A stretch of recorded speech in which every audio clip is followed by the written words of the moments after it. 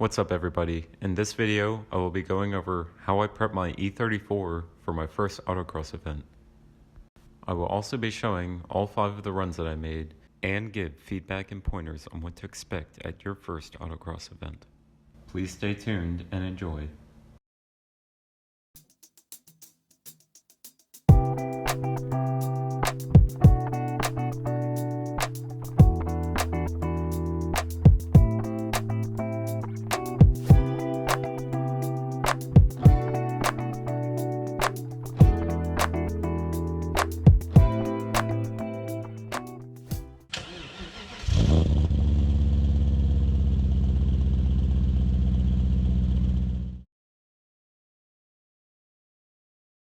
The first thing I did was jack up the front end of the car.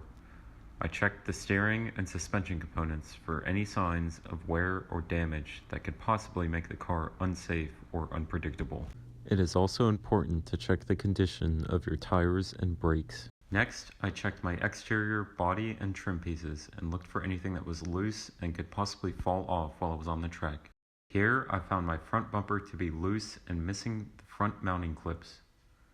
I added a bolt and nut with a plastic washer to avoid damaging the paint to secure the bumper in place. The bolts and nuts were added to both the left and the right sides of the bumper. And as you can see here, the bumper is now secure. Next, I removed the rear seats so I can easily gain access to the battery and the coilover adjustment knobs. It is also important to remove any loose items from your vehicle's interior, including your floor mats. I inspected the battery mounting hardware and also the connections to ensure that they were tight. The next thing I did is just personal preference, and I don't recommend that anyone else do this to their own cars. I removed the fuses for the airbag control module, the ABS module, and the electronic stability protection. It is also a good idea to check all your fluids under the hood. Next, I checked my tire pressures. I set the front tire pressure to 36 psi and the rear to 38 psi. My tires were set to their normal everyday driving pressures. That way I could get a good baseline on my first run. Since this was my first event, I didn't know what pressures I needed to run on my tires to get the most traction. On the day of the event, all I had to do was show up on time, register, and pass tech inspection. When I showed up at the event, I chalked the sidewalls of my tires so I can get a reference on how my tires were contacting the road. Based on how the chalk line wore off, I adjusted my pressures until I was able to get the most traction out of my tires. I also did 2 course walks. One guided by another driver I had met that morning. The second was a mandatory course walk for all novices, guided by one of the SCCA instructors. Don't be afraid to ask anyone else there for help. Now we'll get to the runs.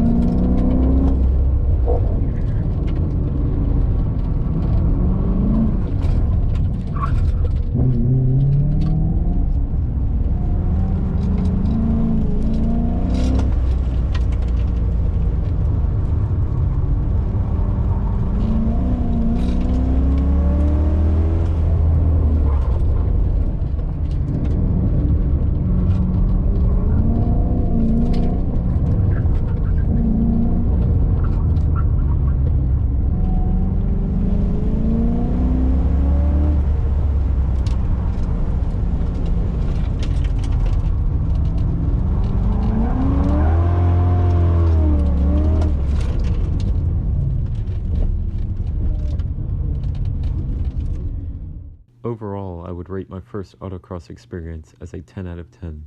I set out to have fun and see how well my car and driving stacked up against other builds and drivers. I would highly recommend autocrossing to anyone looking to test their car's handling abilities and their own driving abilities. I met a lot of cool people and learned a lot about my car. I have a list of improvements to make to both my car and how I navigated the course. I can't wait till I can get the car out to an event again. It is worth noting that these events are arranged and operated by enthusiasts just like you and me. No one is paid for their work or time, and everyone is expected to volunteer to help the event run smoothly. My advice is to sign up for an event, show up, and have a good time. Appreciate the experience and fellowship. Keep racing alive and thriving in a world of uncertainty. That's all I have for this video. Please like and subscribe.